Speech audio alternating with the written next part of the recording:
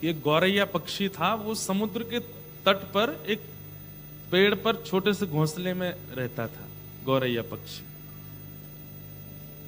मादा पक्षी थी, उसके छोटे छोटे अंडे थे घोंसले में।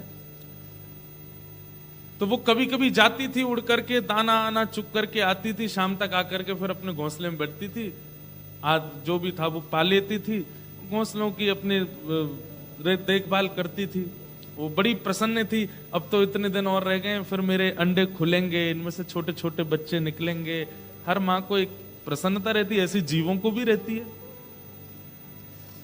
वो प्रतीक्षा कर रही थी बस कि उसके जो घोंसले में अंडे हैं उनमें से बालक बाहर आएंगे। इतने में पता नहीं क्या हुआ कि एक ज्वार भाटा समुद्र में आया, जोर की लहर आई, और गौरैया गई हुई थी कहीं दाना चुगने के लिए, और उस लहर में पेड़ से वो घोंसला जो है वो बह करके समुद्र के अंदर चला गया। गौरैया पक्षी जब लौट करके आई तो उसने देखा कि उसका घोंसला नहीं है। तो हाथ जोड़ करके समुद्र नारायण से प्रार्थना करने लगी, आप इतने विशाल हैं, आप इतने बड़े हैं, आपका स्वरूप इतना बृहद है, हे समुद्र नारायण, मैं छोटा सा एक पक्षी हूं और मेरे छोटे छोटे अंडे हैं घोंसले में, और वो अभी डूबा नहीं है आपके अंदर, मुझे दिख रहा है वो तैर रहा है। आप कृपा करके एक ऐसी लहर लेके आओ ना कि ये घोंसला बाहर कर दो, मेरे बालक मुझे वापस कर दो। मुझे पता है कि ये बहुत बड़ी बात मांग रही हूं मैं आपसे, लेकिन आप यदि ये कर देंगे तो इसमें आपकी महानता है कि एक छोटे से पक्षी की आप बात सुन रहे हो। तो समुद्र नारायण प्रकट हो गए, समुद्र भगवान प्रकट हो गए, प्रकट होकर के जोर से हंसने लगे। हंस करके बोले, तुमने बोलने से पहले एक बार भी नहीं सोचा कि तुम किससे बोल रही हो? मैं समुद्र हूं, मेरा इतना विशाल रूप है, मैं इतना बड़ा हूं, मुझे फुर्सत नहीं है, और तुम छोटी सी पक्षी मेरे से कह रही हो घोंसला वापस कर दो। मतलब तुम सोच भी कैसे सकती हो ऐसा मुझसे बोलना? बोले, मुझे लगा कि आप इतने विशाल हैं तो आपका हृदय भी विशाल होगा, इसलिए बोल रही हूं। बोले, लौट जाओ, मुझ पर समय नहीं है, ये छोटी छोटी काम करने लग गया तो कितने लोग आ जाएंगे मेरे पास, हमारा ये कर दो, हमारा ये कर दो। लाखों करोड़ों की तादाद में मछलियां रहती हैं, वो सब कभी कभी बोलने लगेंगे हमारी ये बात मान जाओ। ऐसे थोड़ी होता है, स्तर पर बात की जाती है। थोड़ा अभिमान से समुद्र ने प्रत्युत्तर दिया। ध्यान से सुनना। गौरैया पक्षी ने बहुत प्रयास किए कि आप मान जाओ, नहीं माने। तो गौरैया पक्षी बोली, देखो आप नहीं मानोगे तो मैं आपको सुखा दूंगी।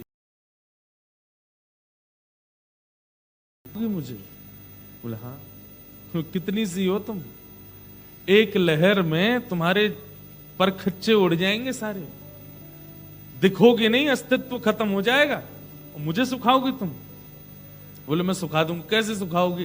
तो गौरैया पक्षी छोटी सी गई और अपनी चोंच खोल के समुद्र का जल मुख में भरा और दूर जाकर के एक जगह खला दिया। बोले, ऐसे मैं पूरे जल को खला दूंगी, दूसरी तरफ तुमको सुखा दूंगी। समुद्र बोले, वाह, बहुत बढ़िया, करो, लगो। समुद्र नारायण तो हंस करके चले गए, लेकिन वो गौरैया पक्षी लगी, मुख में जल भरे, दूर फेंके, फिर भरे, फिर फेंके, फिर भरे, फिर फेंके। उसको देख करके दो चार गौरैया पक्षी और लगे। बोले, बताओ ये इतनी सी है, समुद्र को कम करने के लिए इसने ये बेड़ा उठाया, हो नहीं सकता, हम जानते हैं, पर ये कर तो रही है फिर भी।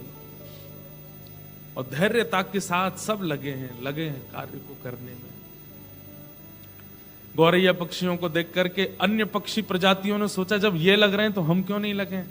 तोते भी आ गए, साथ में कोयल भी आ गए, कौवे भी आ गए, जितनी पक्षियों की प्रजाति, सबके मन में आया कि समुद्र सूख तो नहीं सकता, पर ये गौरैया जब हार नहीं मान रही है, इतने धैर्यवंत होकर के कर रही है, तो हम क्यों ना इसकी सहायता करें।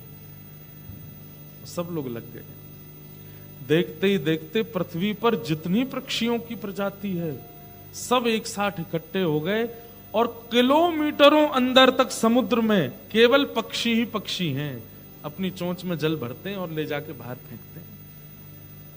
समुद्र हंस रहा है, बोल, करो, तुमको पता है तुम एक क्षण में जितना जल लेकर के बाहर फेंकते हो उसका उसका 1,00,000 गुना ज्यादा जल हर क्षण मुझ में आ भी रहा है, हजारों नदियों से। क्या कर लोगे इससे तुम?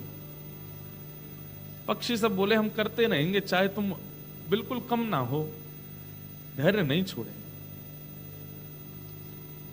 आकाश मार्ग में भूचाल आ गया, सारे पक्षी पृथ्वी से एक जगह इकट्ठे हो गए, समुद्र को हल्का करने में लगे। खबर पहुंची नारद जी के पास।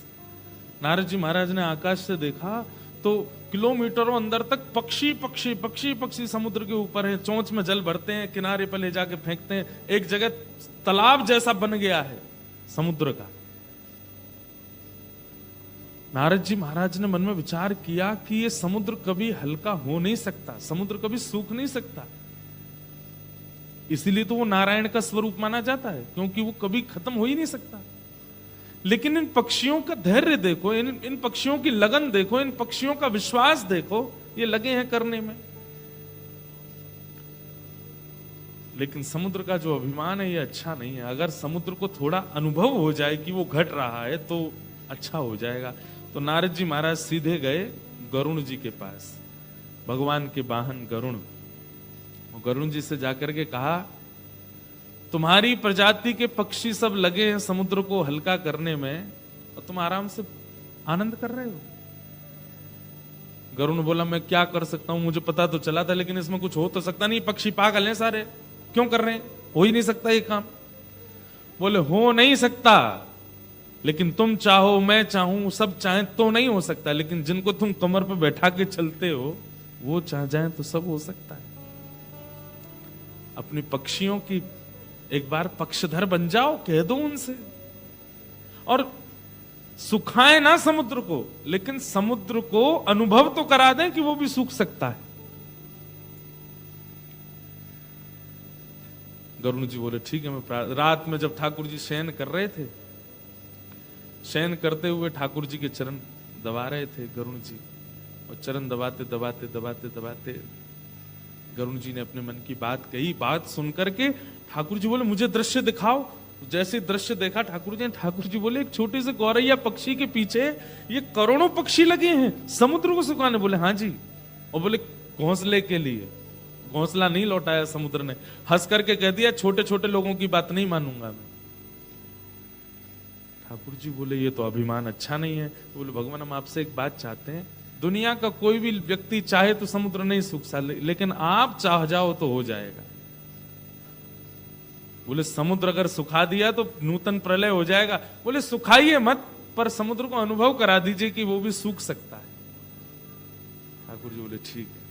तुरंत भगवान ने अपने सुदर्शन चक्र को आज्ञा की, हे सुदर्शन नारायण, 12 सूर्य, 12 सूर्यों के समान तपायमान हो जाओ तुम, और जाकर के समुद्र के ऊपर द्रुत गति से दौड़ने लगो। तो एक तो सुदर्शन चक्र, वो पहले ही महाज्वाला, सुदर्शन महाज्वाला, महाज्वाला है, अग्नि वहीं से प्रकट होती है भगवान के सुदर्शन से।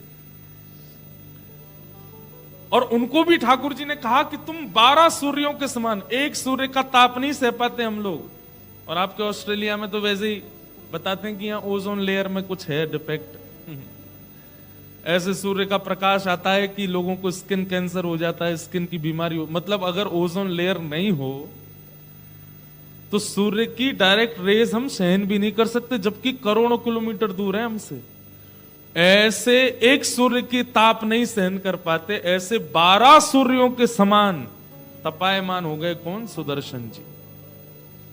एक सूर्य तो आकाश में था, लेकिन तभी समुद्र नारायण ने देखा ये दूसरा सूर्य कहां से आ रहा है।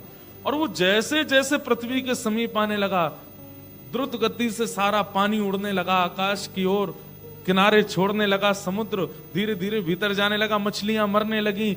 मतलब चंद सेकंडों में किलोमीटरों भीतर चला गया समुद्र। उसी समय समुद्र नारायण प्रकट हो गए, सुदर्शन भगवान से प्रार्थना की, बोल भगवान मुझे मत मारिए, आप क्या कर रहे हैं, प्रलय हो जाएगा। बोले, तुमने अभिमान कैसे किया कि तुमको कोई सुखा नहीं सकता। बोले, आपको किसने भेजा? बोले, मुझे भगवान ने भेजा। बोले, किसकी सहायता के लिए भेजा? बोले, गौरैया की सहायता के लिए भेजा, तुमको सुखाने की आज्ञा की।